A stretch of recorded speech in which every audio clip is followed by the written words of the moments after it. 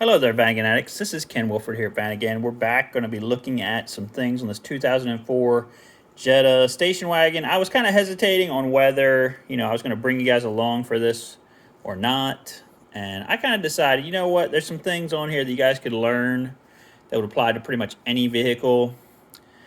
So why not talk about some things and show you guys some things. So from the original video, you saw that I'm trying to do some things on this car. One of the things is to replace the oxygen sensor, which is back here. This car has two oxygen sensors, one before the cat, one after. We've been having some bad signals from this one for a while. I've been meaning to replace it. The biggest issue is where it is. So you can see I took the intake off. This is different than the Tiguan. This is an earlier model. We still have a metal intake.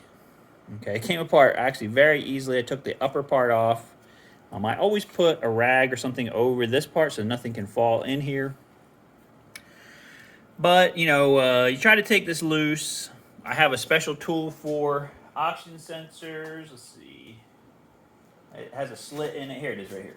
I'll bring it over here to show you guys. So you have this special tool you use for oxygen sensors. It's like a big socket, but it has a slit so that you can leave, the wire can come through the slit. And then, you should be able to just break it free, take it off, unscrew it, screw the new one in. The biggest issue with oxygen sensors, they come with, anti-seize on them. But after they've been on here for a while, they will get seized on there like there's no tomorrow. This one is no exception. It is seized, it is frozen. I tried to remove it without taking the intake off out of the way. It just wouldn't budge, wouldn't do anything. So what I'm going to try to do right now, I've been soaking it with some WD-40. My next phase, kind of let it sit all night doing that. I'll probably try it one more time, and then I'm going to try to get a torch, a map torch, go in here, go around. So usually what I'll do is I'll go around and around and around the base where it's mounted in for about an entire minute. Heat it up in a circular motion so that the entire, like the cast iron exhaust header gets hot. Usually what it does is it expands at a different rate than the oxygen sensor. Okay, so you heat it up, heat it up, heat it up until finally, it expands to a different rate. I might do it one time, I might do it two times. I'll try between times and see if it'll break loose. And usually it will, because the cast iron's expanding at a different rate than the steel. It'll let them, break free of each other, and then you can get it out. So that's going to be something I'm going to be working on today, this part. Also, the other thing I'm working on is we had a problem with the air conditioning. The compressor stopped working. I did some tests and found out that electrically the compressor had failed. The AC worked great in this car, so I was kind of shocked. All of a sudden it stopped working. And so where I'm at right now, I've actually disengaged the serpentine belt. This has a belt tensioner. It has this little square thing right here. And you just basically use like a 16mm wrench, grab it, pull it down, put a little pin, locks it in place. You can slide the belt on and off. Super easy. You can check all your pulleys, which I like to do while the stuff's off.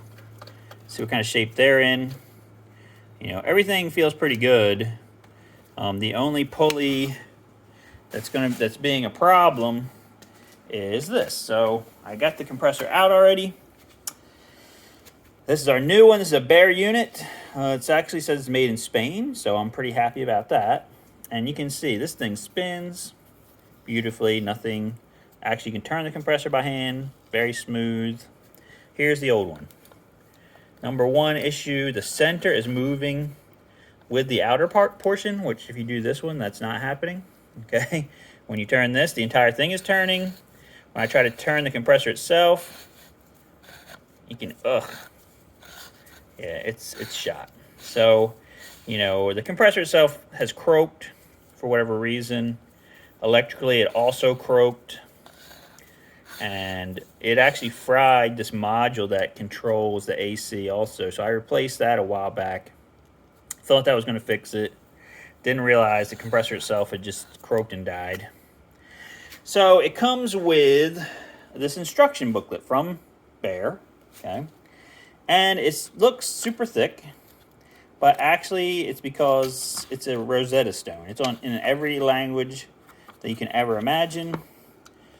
And the only thing that we really have to pay attention to is this one page that's in English. So when you're considering doing AC work, okay, this is one of the things that I thought you guys would want to talk about a little bit, because this would be the same on a Vanagon.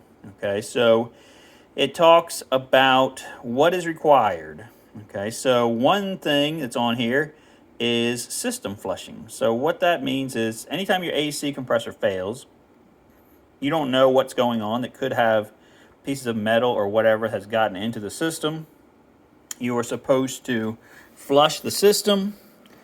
There are special system flushes that you can use, and basically what I do is I will get these hoses out here where I can get to them, to both ends.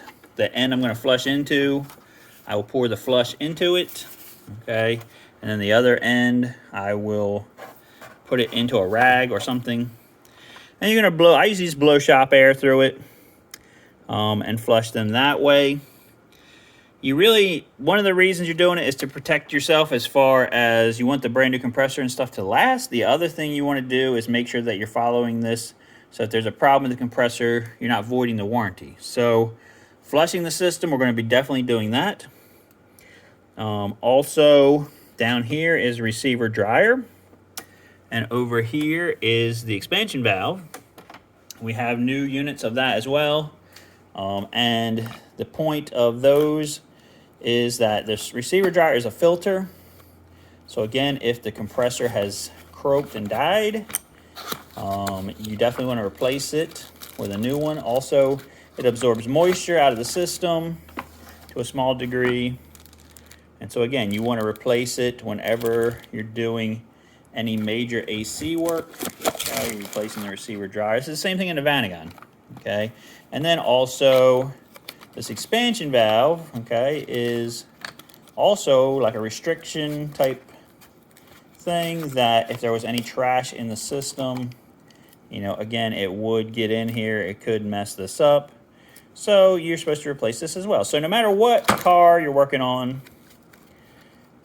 including Vanagons, okay, if you have an AC problem, the warranty requires not just the compressor, but also receiver dryer, expansion valve to be replaced to follow the warranty. Usually they'll also ask you to do a system flush and document it so that they know it's done. Replacing O-rings. Okay, again, once you're in here, you might as well, put some new O-rings on. It looks like they actually were replaced because they're this nice, purple color. But we'll probably replace them since we're in here anyway. And then the last thing that it talks about in this little bookie book is the amount of oil. So, what they recommend is either getting the amount of oil from the book, or draining this into a pan, measuring how much it was, and then putting the exact amount of new oil into this. Okay, that way and I would drain this also, see if this has anything in it, drain it, blah, blah, blah. Because here's the problem. Some compressors you get have oil in it. Some compressors you get don't have oil in it. Some of the suppliers tell you it has oil. Some of the suppliers don't tell you it has oil. How do you know? Okay, this is an expensive compressor. You put it in, you think everything's fine. But if you don't have the oil, it will seize up on you in like a minute or 2 minutes. Okay, and then it's over. And then you look like an idiot, as far as you just ruined a perfectly good compressor for no reason. You're calling up your person saying, this compressor is defective, which, yeah, it's basically your fault. Okay? And so definitely make sure you're doing the right thing. This one is actually recommending PAG 45 oil, which I'm not sure if I have, so I'll have to probably go get some of that.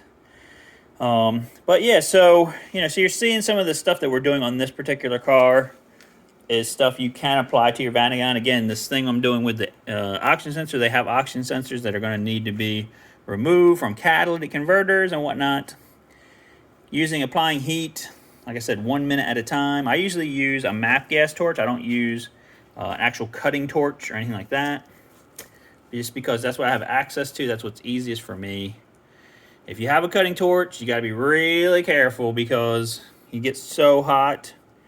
You can cut things, that's the whole point, and also you can change the metallurgy of things. As you heat things to a certain temperature, the metal can change properties. So I don't use a cutting torch. Okay? I don't use a cutting torch to heat up items. It's just too hot, too much of a chance to cause more problems than you're fixing by removing things. Some people are amazing with cutting torches. They can do anything with them and whatever, but for me, I'm just not that familiar. I don't know enough about it, so I don't use it. So that's basically what's going on here. One other little tidbit I'm going to show you guys. Remember when we spent all that time cleaning the intake of the Tiguan, and we were talking about, you know, could it be because it's direct injected or whatever? I mean, this is not direct injected, I don't believe. I believe, yeah, because it's going into the intake right here. So we've got normal style injectors. This is our fuel rail. And this is the intake. And you look at this intake. Gross. Okay? Very, very gross. Okay? So, but is it gross enough to cause a problem? It looks like it's just kind of more like sliminess than anything. But, you know, I'm wondering if part of this issue is not caused by something else. Like maybe ethanol fuel? I don't know. But anyway. I'm not going to get too crazy on this car. This is, you know, it was running, driving perfectly fine before this, except it had some fault codes on the thing. So we have to, you know, fix the oxygen sensor. If it was just drivability, I wouldn't even mess with it. But because we have to get it to inspection, you know, that we need to get these lights turned out, the check engine lights turned out. That's one of the things we need to do for now. Doing this AC is another thing because, you know, it got so hot this summer.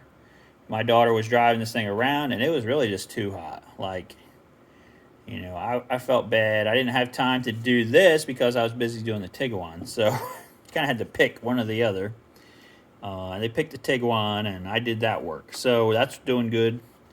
Thanks, you guys, for watching all those videos and watching me ramble on and on about that. So I guess that's it for this video, guys. I'll bring you back after we, you know, get the oxygen sensor apart, get this AC stuff ready to go back together. If you guys like these videos, like it. If you say, hey, I hate it, like poison, don't do anymore, tell me that. Either way, I thought you guys would be interested. This is a 2004 Jetta, 2-liter, non-turbo, you know, plain Jane, but a very good car, very reliable car. Something that you could buy for a young person as a first car. This was my daughter's first car. You know, when we got it, we went through it, did all the maintenance things that we could find that it needed, and it has been like rock solid for 4 years, 5 years for her. I mean, it wasn't expensive. You know, you can find these out there sometimes for a couple $1,000, and they can be a really good car. So, you know, just thought I would put that out there for you guys. So like, share, subscribe, and we'll see you guys on the next video.